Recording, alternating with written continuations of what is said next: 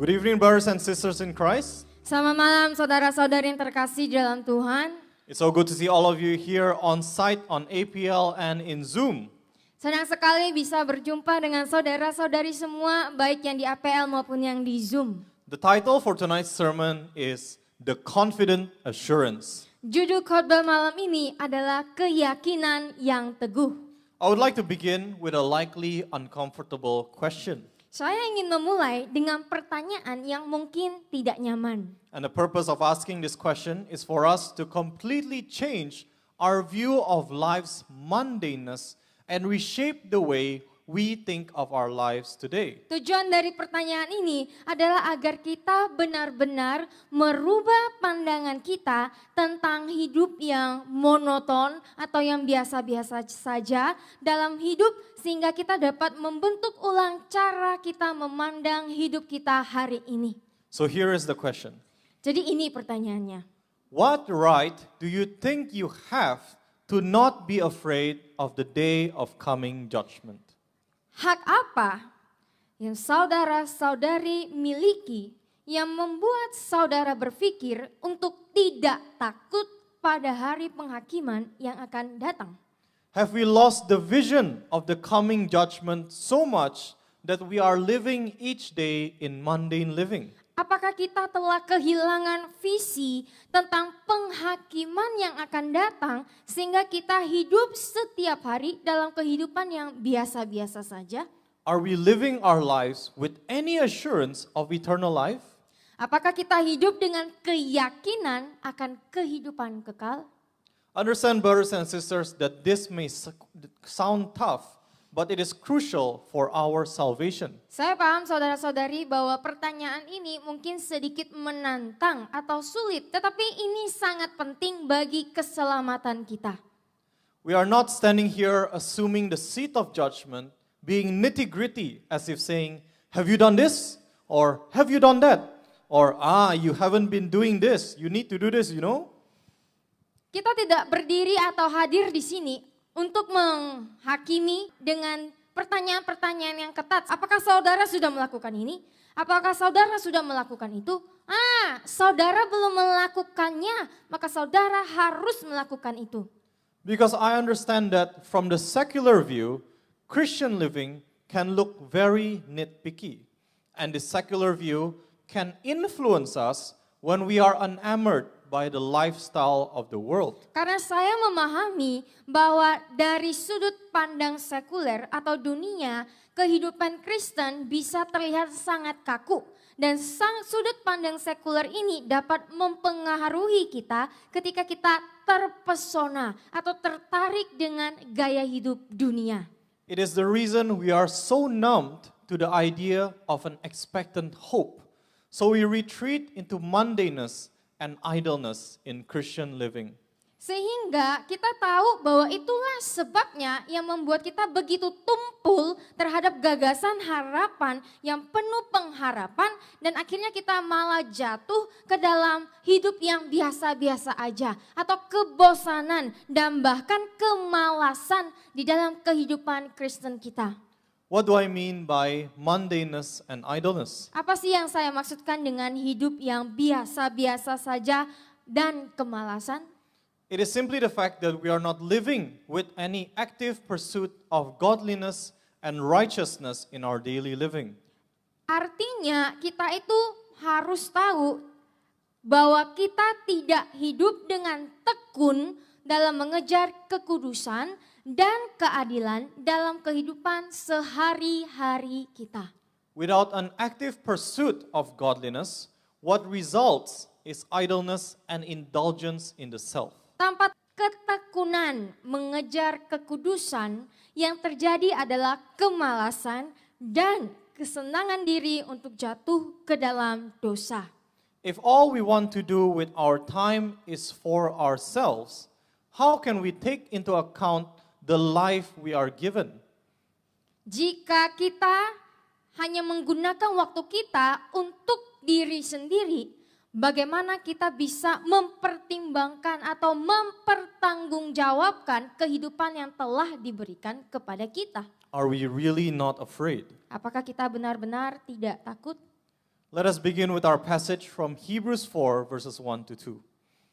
Therefore, while the promise of entering his rest still remains and is freely offered today, let us fear, in case any one of you may seem to come short of reaching it, or think he has come too late. For indeed we have had the good news of salvation preached to us, just as the Israelites also, when the good news of the promised land came to them.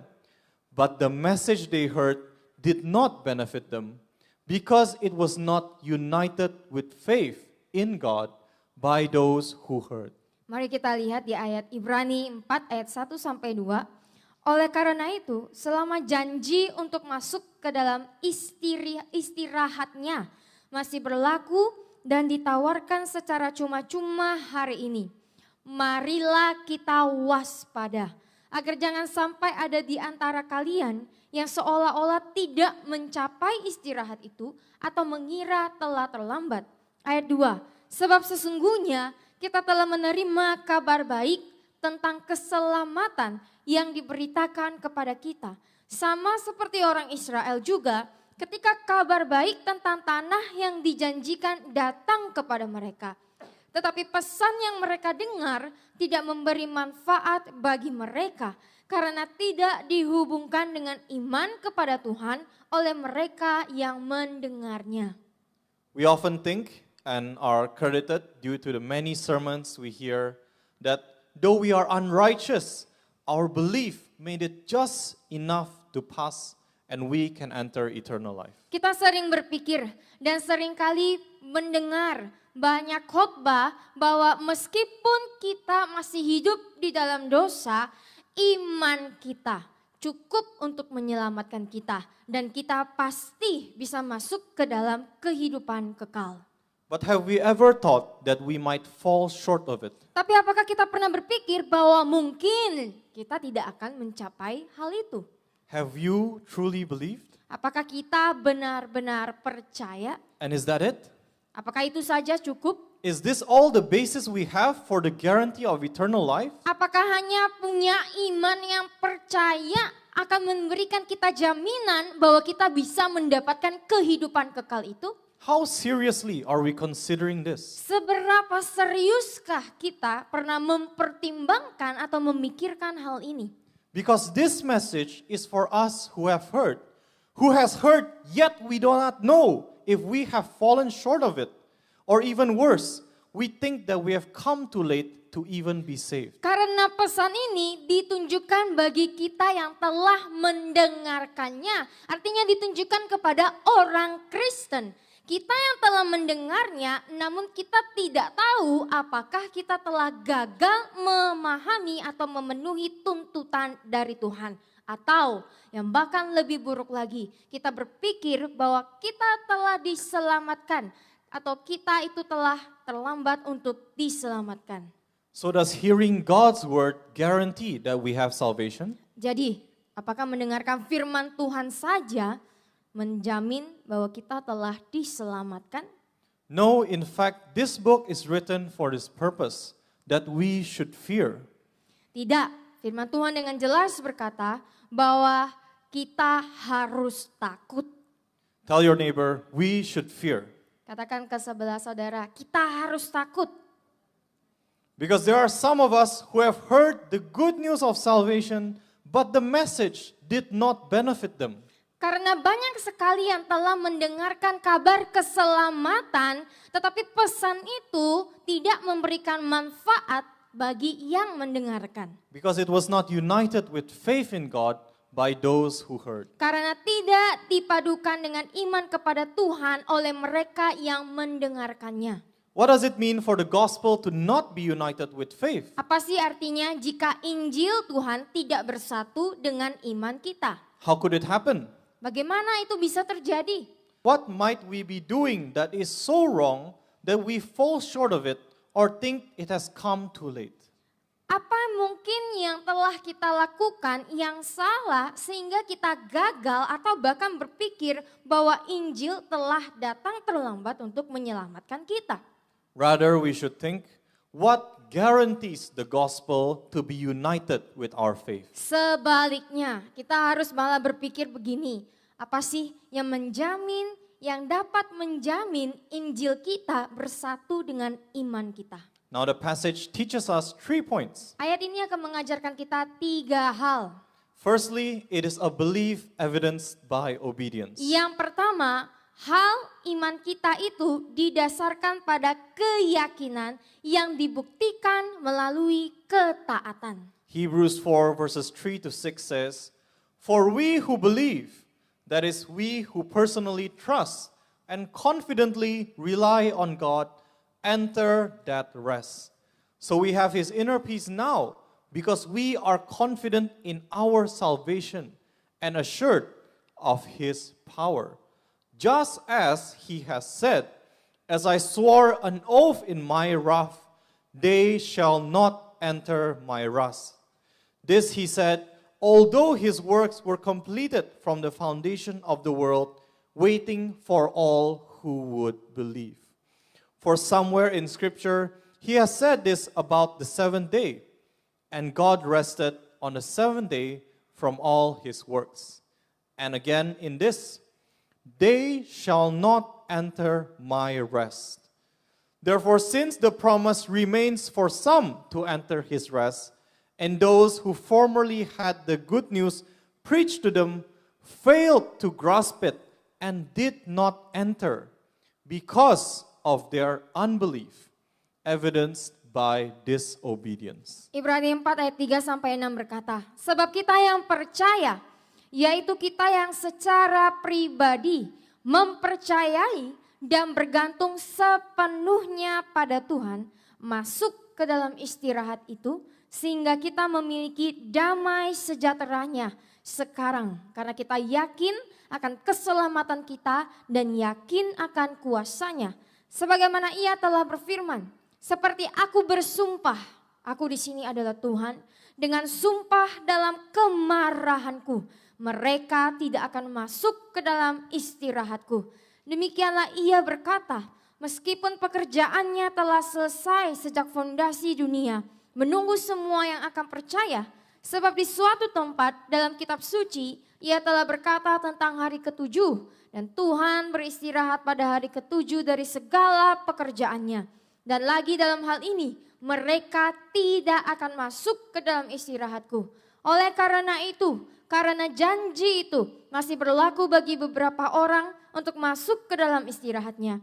Dan mereka yang dahulu telah diberitakan Injil kepadanya gagal memahaminya dan tidak masuk karena ketidakpercayaan mereka yang ditunjukkan oleh ketidaktaatan. This is what it means to not be united in the faith. Inilah artinya Injil tidak bersatu dengan iman kita. When the word of God is made inoperative. Ketika firman Tuhan menjadi tidak berdaya atau tidak bekerja di dalam hidup kita. You say you believe in Jesus, Saudara mengatakan kalau saudara percaya kan sama Yesus, but are you free from sin? tetapi apakah saudara bebas dari dosa? You say you believe, Saudara berkata, saudara percaya kepada Yesus. but are you a blessing? Tetapi apakah saudara sudah menjadi berkat bagi orang lain? You say you believe, Saudara berkata, saudara percaya. but are you confident in your salvation and assured of his power? Tetapi apakah saudara yakin dengan kepercayaan diri bahwa saudara telah diselamatkan dan yakin akan kuasa Tuhan? On the day of judgment, how many of us will be expecting joy? Pada hari penghakiman nanti, seberapa banyak dari kita yang akan menantikan sukacita ini? Because it is written, the promise remains for some to enter his rest, and those who formerly had the good news preached to them failed to grasp it and did not enter because of their unbelief, evidenced by disobedience. Karena firman Tuhan dengan sangat jelas dalam memberitahukan kita bahwa janji Tuhan itu masih berlaku bagi beberapa orang untuk masuk ke dalam tempat istirahatnya. Dan mereka yang dahulu telah diberitakan Injil kepadanya gagal untuk memahaminya. Dan yang lebih parah lagi firman Tuhan berkata mereka tidak masuk ke dalam tempat istirahat itu karena ketidakpercayaan mereka yang ditunjukkan oleh ketidaktaatan mereka. To know whether we will enter is simple. Untuk tahu kita bisa masuk surga atau tidak itu mudah. Have we obeyed? Apakah kita sudah taat? Have we lived our lives with such a belief in Jesus that His word is made manifest in our lives? Apakah kita telah hidup dengan keyakinan yang begitu kuat kepada Yesus Kristus sehingga firman-Nya telah nyata di dalam hidup kita? That we are constantly governed by the word of God in every thought, word, and deed on days good or bad, because belief is evidenced by obedience.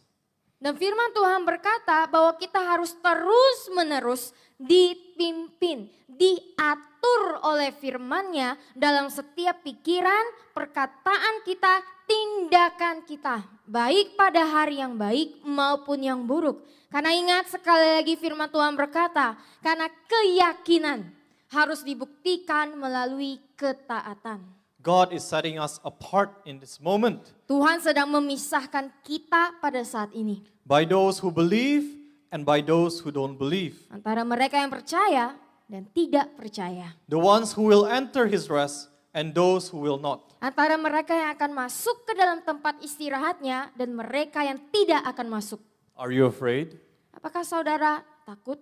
Yes, let us fear, because it is better to be afraid and repent than to be ignorant. Saya berharap kita semua di sini itu punya ketakutan itu. Kalau tidak, tolong saya berharap kita bisa takut. Karena lebih baik takut dan bertobat daripada tetap dalam ketidaktahuan. As the Word of God continues to teach us in our second point, Seperti yang terus diajarkan firman Tuhan kepada kita akan lihat dari poin kedua. if we have heard, let us not harden our hearts. Jika kita telah mendengar, janganlah keraskan hati kita. Hebrews 4 verse 7 says, He again sets a definite day, a new today, providing another opportunity to enter that rest by saying through David, after so long a time, just as has been said before in the words already quoted, today, if you hear His voice, do not harden your hearts. Ibrani 4 ayat 7 berkata, Ia kembali menetapkan hari yang pasti, hari baru. Hari ini memberikan kesempatan lain untuk masuk ke dalam istirahat itu dengan berkata kepada Daud, melalui Daud setelah sekian lama. Sebagaimana telah dikatakan sebelumnya dalam kata-kata yang telah dikutip, hari ini jika kamu mendengar suaranya, janganlah kamu mengeraskan hatimu. This verse is a reference to Psalm 95 verses 7 to 11. For He is our God, and we are the people of His pasture and the sheep of His hand. Today, if you will hear His voice, harden not your hearts as at Meribah and as at Massah in the day of temptation in the wilderness, when your fathers tried my patience and tested me, proved me and saw my work of judgment. 40 years long was I grieved and disgusted with that generation. And I said, it is a people that do err in their hearts, and they do not approve, acknowledge, or regard my ways. Wherefore I swore in my wrath that they would not enter my rest, the land of promise. Ayat ini juga merujuk pada Mazmur 95 ayat 7 sampai 11 yang berkata, sebab Dialah Tuhan kita dan kita adalah umat-Nya yang digembalakan, domba-domba di tangannya. Hari ini jika kamu mendengar suaranya, janganlah mengeraskan hati kamu seperti di Meribah dan seperti di masa pada hari pencobaan di padang gurun. Ayat 9. Ketika ayah-ayahmu mencobai kebesaran kesabaranku dan menguji aku, membuktikan aku dan melihat pekerjaanku, penghakimanku selama 40 tahun. Aku sedih dan muak dengan generasi itu. Dan aku berkata, mereka adalah bangsa yang sesat di dalam hatinya. Dan mereka tidak menyetujui, mengakui atau menghargai jalan-jalanku. Oleh karena itu, aku bersumpah dalam kemarahanku bahwa mereka tidak akan masuk ke dalam istirahatku, tanah perjanjianku. The Hebrew readers of the day would have understood and remembered upon this passage. Pembaca Ibrani pada saat itu pasti memahami dan mengingat ayat ini. The context is that Israelites were God's people of his pasture, belonging to him, and he deserves their faithfulness. Konteksnya adalah bangsa Israel adalah umat Tuhan, umat yang menjadi miliknya. Dan seharusnya umat Tuhan itu harus setia terhadap Tuhan. Yet in that day, they hardened their hearts to his voice. Namun pada masa itu mereka malah mengeraskan hati mereka terhadap suara Tuhan. And they tried God's patience, Mereka juga tested, proved God, and they reaped his works of judgment. Mereka juga menguji kesabaran Tuhan. Mereka juga mencobai Tuhan. Dan mereka akan telah melihat bahwa mereka menuai hukuman dari Tuhan. The act of not listening is therefore nuanced with acts of people who err in their hearts, meaning they do not approve, they do not acknowledge, and they do not regard God's ways. Tindakan tidak mendengarkan oleh karena itu sangat berkaitan erat dengan tindakan orang-orang yang menyimpang jalannya di dalam hati mereka. Artinya mereka tidak mau menyetujui, mereka tidak mau mengakui, atau mereka tidak mau menghargai cara-cara Tuhan. This is what it means to think it has come too late. Inilah yang dimaksud dengan orang-orang yang telah terlambat. People who have heard yet do not obey. Orang-orang yang telah mendengar firman tetapi tidak mau taat terhadap firman-Nya. They do not consider God's words as absolute truths and bargain with their desires even after knowing God's words.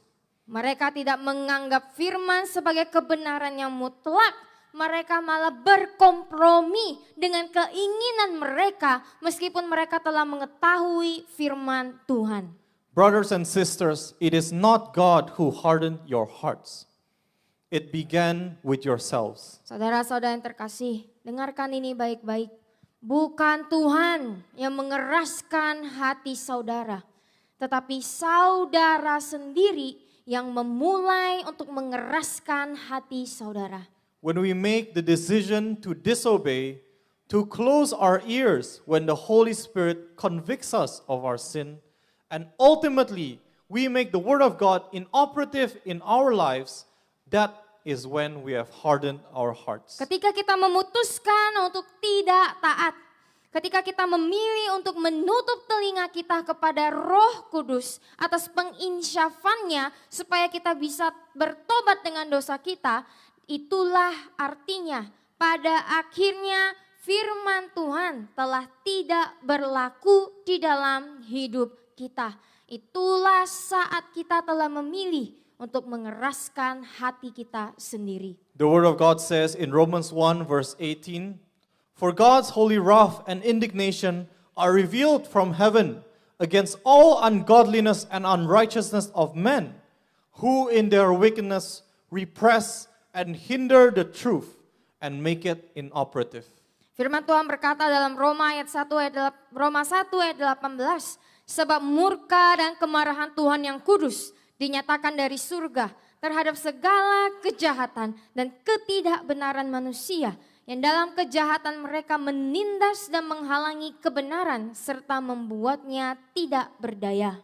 Brothers and sisters, the Word of God repeats and repeats, God's holy wrath is on those who make His truth inoperative. Saudara-saudari, firman Tuhan berulang kali menegaskan murka Tuhan yang kudus akan menimpa kepada mereka yang tidak membuat firman-Nya berlaku di dalam hidup mereka. What is more wicked is that we are supposed to be God's people, sheep for His pasture. Among all the others, we who have heard should not have hardened our hearts. Yang lebih mengerikannya lagi adalah bahwa kita itu adalah umat Tuhan. Kita adalah domba-dombanya Tuhan di padang rumputnya. Oleh karena itu, di antara semua orang, kita sebagai orang Kristen yang telah mendengar firman, seharusnya kita tidak mengeraskan hati kita.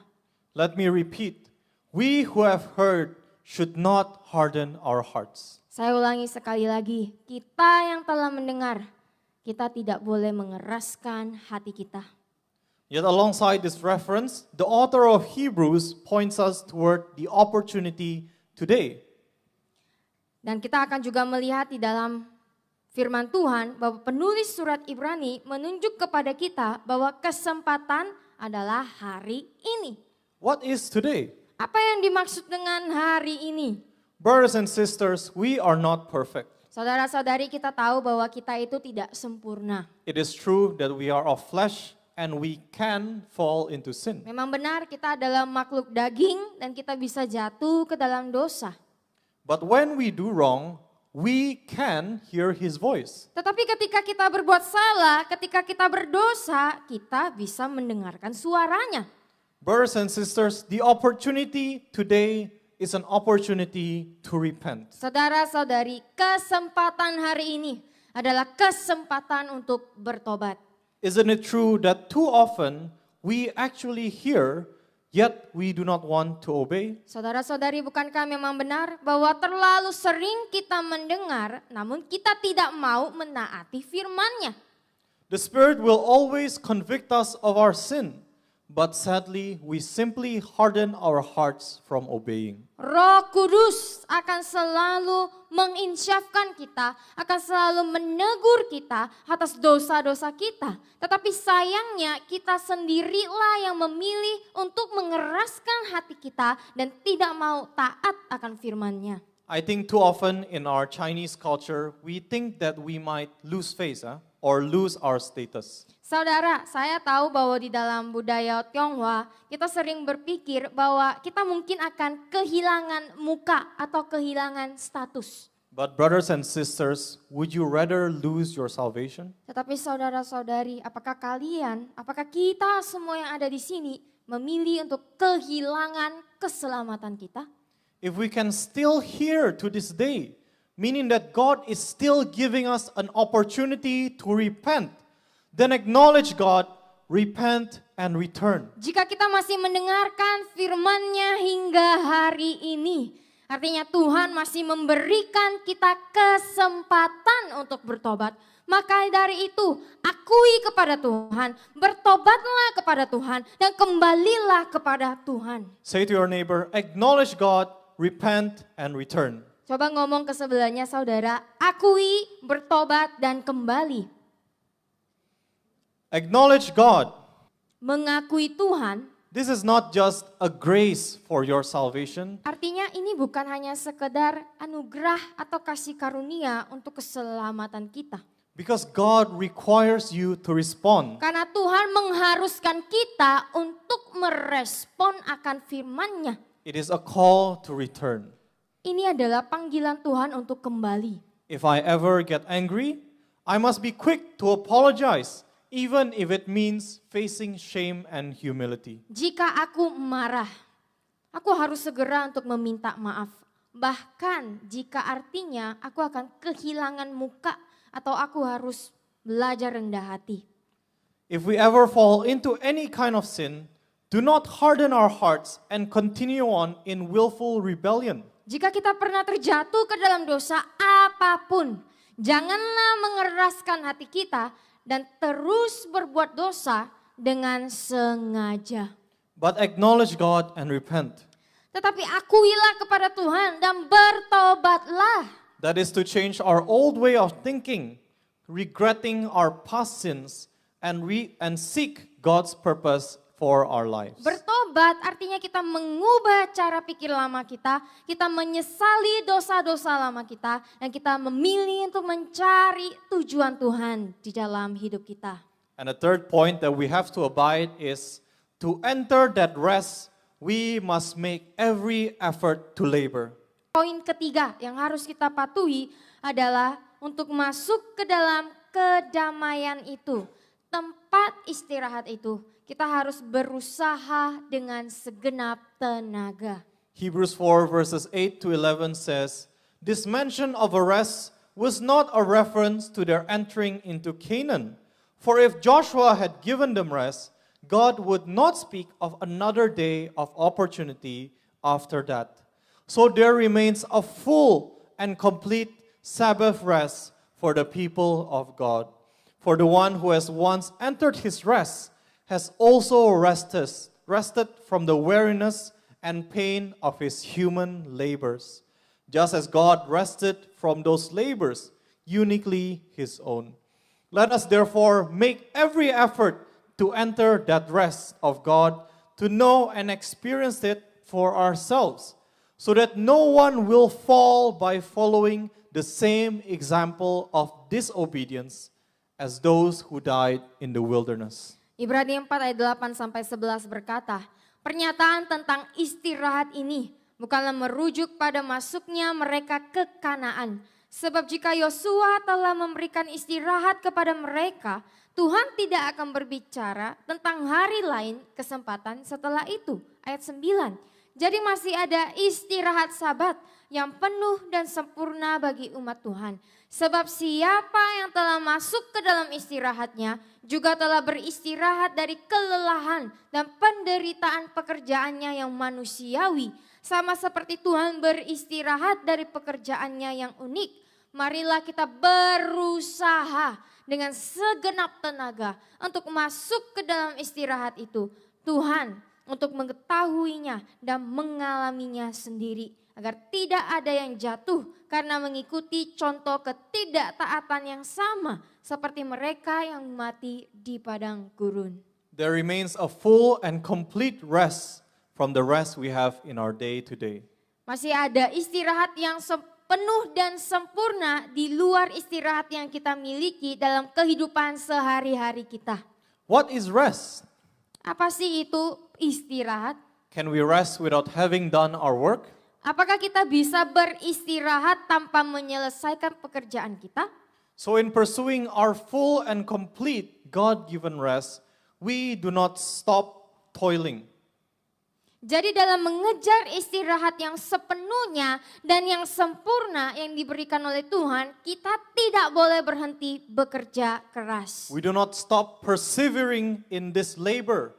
Kita tidak boleh berhenti bertekun dalam pekerjaan ini. We are not finished yet. Karena kita masih belum selesai. As long as our breaths have breath, Selama kita masih bernafas, as long as our eyes can see, selama mata kita masih bisa melihat, our ears can hear, telinga kita masih bisa mendengar, we must labor in our calling as followers of Jesus. kita harus bekerja dengan sekuat tenaga dalam panggilan kita sebagai pengikut Yesus. That means denying our flesh, picking up our cross, and following Him always. Itu berarti mematikan daging kita, memikul salib kita, dan mengikuti Tuhan selalu. We need to change our mindset. Kita harus mengubah cara pola pikir kita. There is no such thing as a break from denying our flesh. Tidak ada yang namanya istirahat dari menahan nafsu daging kita. We are called to put in every effort to follow Jesus. Kita dipanggil untuk berusaha sekuat tenaga untuk mengikuti Yesus. It demands weariness and pain because our carnal nature desires to take breaks. Hal ini membutuhkan kelelahan dan penderitaan karena sifat daging kita menginginkan istirahat. Too often I myself even feel this is enough. Seringkali bahkan saya sendiri sering berkata, ini udah cukup. I can't take it anymore. Aku nggak tahan lagi. Let me just have a little break. Izinkan aku untuk istirahat sebentar. Brothers and sisters, that is easily the moment I fall into sin. Saudara-saudari, itulah di mana detik-detik saya mudah terjatuh ke dalam dosa. That slip of discipline is the relapse that will spiral down to longer moments of disobedience and an eventual forgetfulness of God. Kelalaian itu, kelalaian dalam mendisiplinkan diri adalah kambuhnya dosa yang akan berujung pada masa-masa ketidaktaatan yang lebih lama dan akhirnya kita melupakan Tuhan. As God clearly has said, let us make every effort to enter that rest so that no one will fall by following the same example of disobedience. Seperti yang telah Tuhan katakan dengan jelas, marilah kita berusaha dengan sekuat tenaga untuk masuk ke dalam tempat istirahat itu. Agar tidak ada seorang pun yang jatuh dan mengikuti contoh ketidaktaatan yang sama. I myself have not attained this constant 100% effort, Saya sendiri masih belum mencapai usaha yang 100% secara konsisten. but God has reminded me again and again to come back, and that is what I did. Tetapi Tuhan seringkali mengingatkan kepada saya, kembalilah. Dan itulah yang saya lakukan. So I urge you, brothers and sisters, to rise up together in making every effort to enter that rest. Oleh karena itu, aku mau menguatkan saudara-saudari untuk bersatu dan berjuang sekuat tenaga agar kita bisa masuk ke dalam tempat istirahat itu. Do you believe in that promise of rest? Apakah saudara percaya pada janji untuk beristirahat itu? It is like buying a house with a 10-year mortgage. Itu seperti membeli rumah dengan pinjaman dari bank selama 10 tahun. There is no break to paying monthly payments. Tidak ada jeda dalam membayar angsuran bulanan. But aren't we excited to work hard to attain it? Tetapi bukankah kita justru lebih bersemangat untuk bekerja keras demi mendapatkan rumah kita itu? To finally say on that day, I've done it.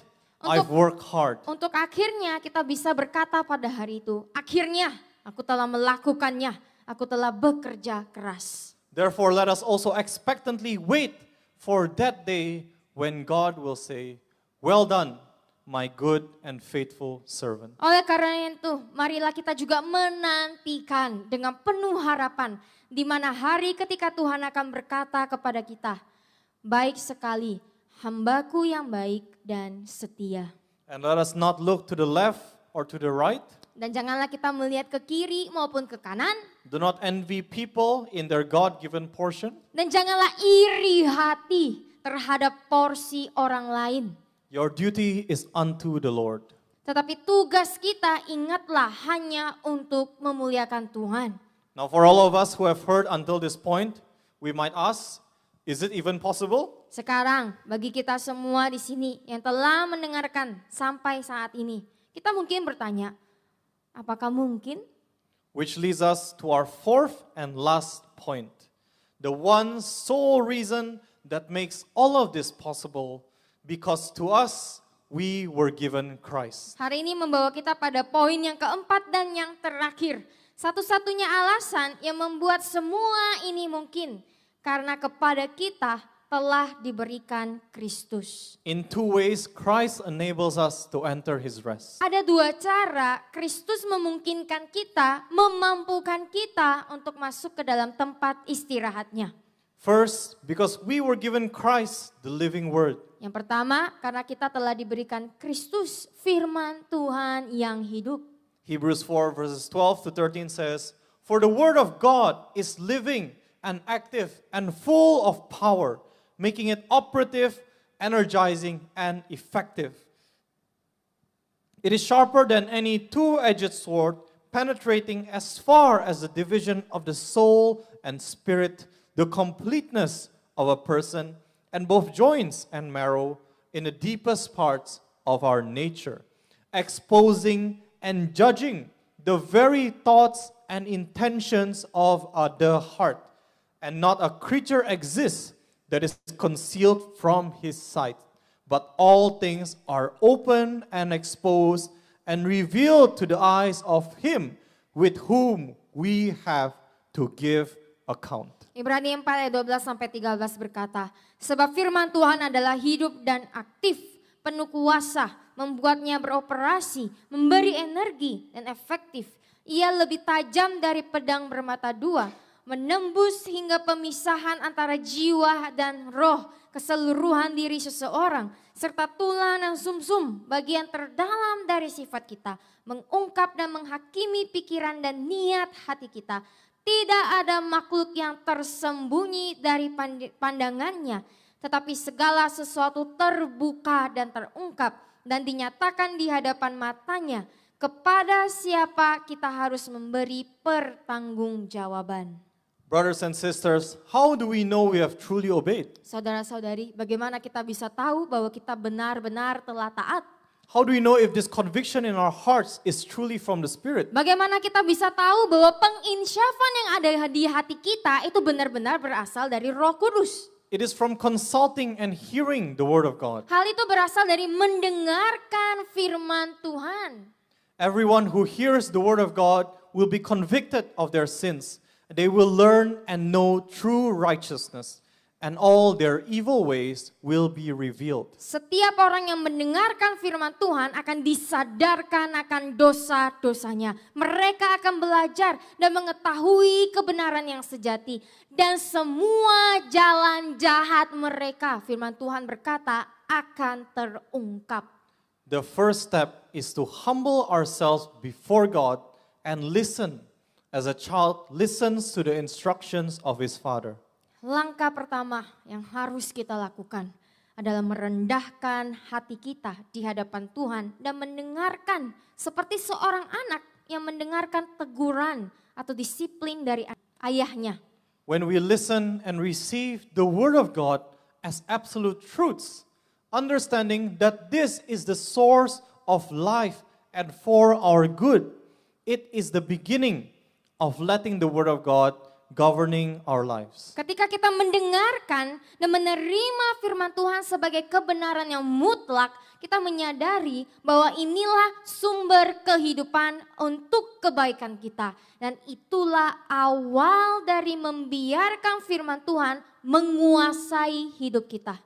When it exposes and judges our very thoughts and intentions, do not harden your hearts and push for your own agenda. Ketika Alkitab, ketika firman Tuhan mengungkapkan dan menghakimi pikiran dan niat kita, janganlah kita mengeraskan hati kita dan memaksakan agar agenda kita sendiri itu terjadi. That is how LGBT interpretations of Scripture are made. Antinomianism interpretations, prosperity gospel, and even interpretations that allow oneself to live in habitual sin. Itulah awal mula ketika cara penafsiran Alkitab dipakai oleh komunitas LGBT. Penafsiran antinomianisme, Injil kemakmuran, dan bahkan penafsiran yang memperbolehkan seseorang hidup dalam dosa yang berkelanjutan. Be careful. Hati-hati saudara. You think you might have fooled other people, Saudara mungkin berpikir saudara telah membodohi orang lain. but you cannot fool God. Tetapi ingat, saudara tidak akan pernah bisa membodohi dan menipu Tuhan. Because all things are revealed to Him to whom we have to give an account. Karena segala sesuatu telah terungkap di hadapan Tuhan. Dan kepada siapa kita harus mempertanggungjawabkan segala perbuatan kita. Can you give an account for letting the Word of God be inoperative in your life? Bisakah Anda mempertanggungjawabkan mengapa firman Tuhan tidak bekerja di dalam hidup saudara? When it clearly says, you shall not lie with a man as with a woman, it is an abomination. Ketika firman Tuhan dengan jelas berkata, janganlah engkau berbaring dengan seorang laki-laki seperti engkau berbaring dengan seorang perempuan. Itu adalah suatu kekejian. Everyone who so much looks at a woman with evil desire for her has already committed adultery with her in his heart. Setiap orang yang sekedar memandang seorang wanita dengan niat jahat terhadapnya atau niat dengan pikiran kotor telah melakukan perzinahan dengannya di dalam hatinya. But if you do not forgive others their trespasses, neither will your Father forgive your trespasses. Firman Tuhan juga berkata, tetapi jika kamu tidak mengampuni, kesalahan orang lain, maka Bapamu yang di sorga tidak akan mengampuni kesalahanmu.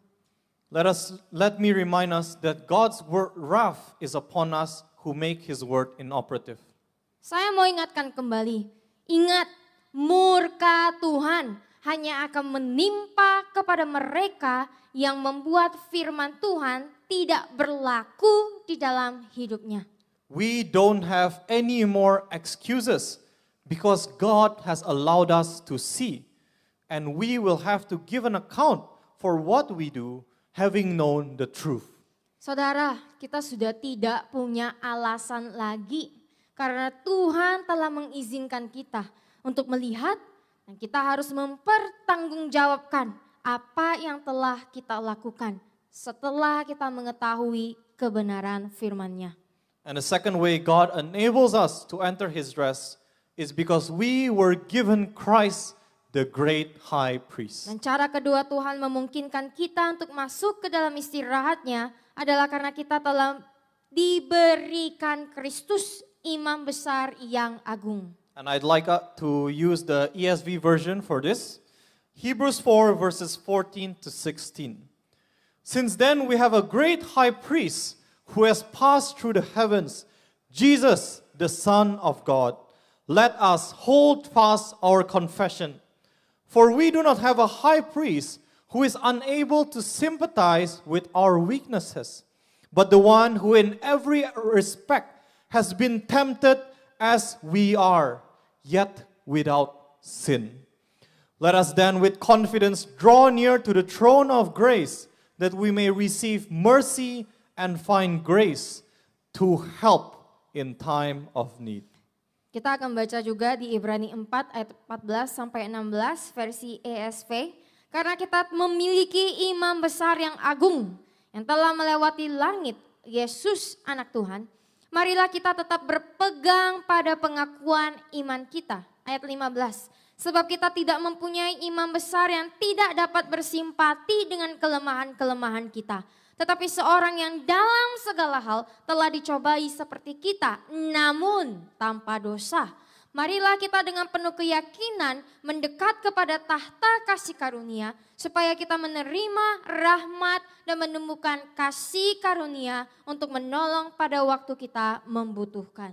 Because we have Christ, our great high priest. Karena kita memiliki Kristus, imam besar kita yang agung. He being fully man and fully God is able to sympathize and understand our weaknesses and temptations. Dia Tuhan yang telah sepenuhnya menjadi manusia dan sepenuhnya Tuhan telah dan mampu bersimpati dan memahami kelemahan serta godaan kita.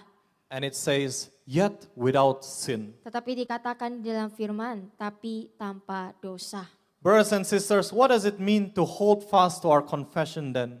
Saudara-saudari, apa sih artinya berpegang teguh pada pengakuan iman kita? It is only by confessing words, Apakah kita hanya mengaku lewat perkataan saja? weekly rituals. Apakah hanya dengan ritual mingguan? To hold fast to our confession means to make tangible our belief in Jesus Christ. And to do that, the evidence is that we must stop sinning. Berpegang teguh pada pengakuan iman kita berarti kita menjadikan iman kita kepada Yesus Kristus menjadi nyata, dan untuk melakukannya kita harus memberikan buktinya, dan buktinya itu adalah kita harus berhenti berdosa. And God's word clearly tells us why we are able to stop sinning and why we should do it. Nah, firman Tuhan dengan jelas memberitahukan kepada kita mengapa kita mampu berhenti berbuat dosa dan mengapa kita seharusnya harus berhenti. It is because we can have confidence to draw near to the throne of grace. Hal itu karena kita dapat memiliki keyakinan untuk mendekati tahta kasih karunia. So that we may receive help, we may receive mercy and find grace to help in time of need. Sehingga kita dapat menerima pertolongan, kita dapat menerima belas kasihan, dan kita menemukan kasih karunia untuk membantu kita pada saat kita membutuhkan. Brothers and sisters, it is time to have confidence when faced with temptations. Saudara-saudari, inilah waktunya di mana kita harus memiliki keyakinan ketika kita dihadapkan dengan godaan. Because we have a great high priest who is able to give mercy and grace to help us in times of need. Karena kita memiliki imam besar yang agung, yang mampu memberikan belas kasihan dan anugerahnya untuk membantu kita pada saat-saat sulit. We do not have to worry thinking, am I able to? Kita nggak perlu khawatir dan kita bertanya kepada diri kita, emangnya aku bisa? But I kept falling into sin my whole life. Tetapi aku terus terjatuh ke dalam dosa sepanjang hidupku. Or even think, oh, it's okay for me to fall. Atau bahkan kita mungkin berpikir, oh nggak apa-apa kok kalau misalnya jatuh. Because we can come to Jesus and ask for mercy and grace to help us to stop sinning. We must stop sinning. Karena kita telah bisa datang kepada Yesus dan memohon belas kasihan dan anugerah Tuhan untuk membantu kita berhenti berbuat dosa. Maka dari itu kita harus berhenti berdosa. We don't have any more excuses. Kita udah gak punya alasan lagi, saudara-saudari. That is why Hebrews 10 verse 26 can go so far as to say, for if we go on willfully and deliberately sinning after receiving the knowledge of truth, there no longer remains a sacrifice to atone for our sins. That is no further offering to anticipate. Itulah mengapa Ibrani 10 ayat 26 dapat mengatakan dengan tegas, sebab jika kita terus-menerus berbuat dosa dan dengan sengaja setelah menerima pengetahuan tentang kebenaran, tidak ada lagi korban pendamaian untuk dosa-dosa kita, yaitu tidak ada lagi persembahan yang dapat diharapkan. How have we treated Jesus' sacrifice so far? Bagaimana sejauh ini kita telah memperlakukan pengorbanan Yesus di dalam hidup kita? Isn't it time that our lives truly reflect the value of His sacrifice? Bukankah sudah waktunya hidup kita benar-benar mencerminkan nilai pengorbanan Tuhan? Brothers and sisters, because we are given every necessity needed to stop sinning, we must stop sinning. Saudara-saudari, karena kita telah diberikan segala hal yang dibutuhkan agar kita bisa berhenti berdosa, maka dari itu kita harus berhenti berdosa. Stop betraying Jesus and pursue obedience always. Berhentilah mengkhianati Yesus, tapi kejarlah ketaatan itu. So to conclude, this is how we should live. Jadi untuk menyimpulkan khotbah malam ini, begitulah seharusnya kita hidup. In expectation of entering His rest. Dengan harapan untuk memasuki tempat istirahatnya Tuhan. Not passively waiting, but actively pursuing. Bukan dengan menunggu secara pasif, tetapi kita mengejar tempat istirahat itu secara aktif. Let our belief be evidenced by obedience. Let us hear and not harden our hearts. Let us make every effort in our labor, because to us we have been given Jesus Christ. Biarlah iman kita dibuktikan melalui ketaatan kita. Biarlah kita mendengarkan dan tidak mengeraskan hati kita. Bahkan biarlah kita juga mau berusaha sekuat tenaga dalam pekerjaan kita. Karena kepada kita telah diberikan Kristus. Are we supposed to still be afraid? Apakah kita masih harus takut? Well, God's word says, for we who believe enter that rest. Karena firman Tuhan telah berkata, sebab kita yang percaya masuk ke dalam istirahat itu. So brothers and sisters in Christ, let us be more empowered than before. Saudara-saudari, marilah kita menjadi lebih dikuatkan dan lebih sanggup daripada sebelumnya.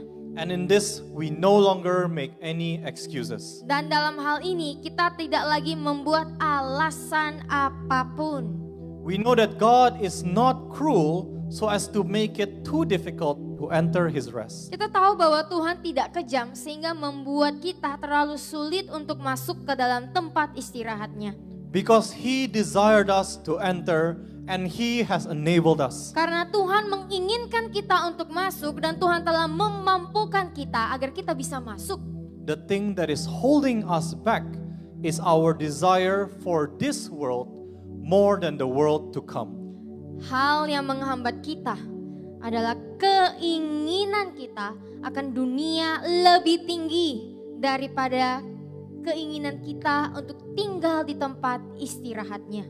So will you continue living in the mundaneness of your life on earth? Jadi, apakah saudara akan terus hidup dalam hidup yang biasa-biasa saja selama kita masih ada di bumi ini?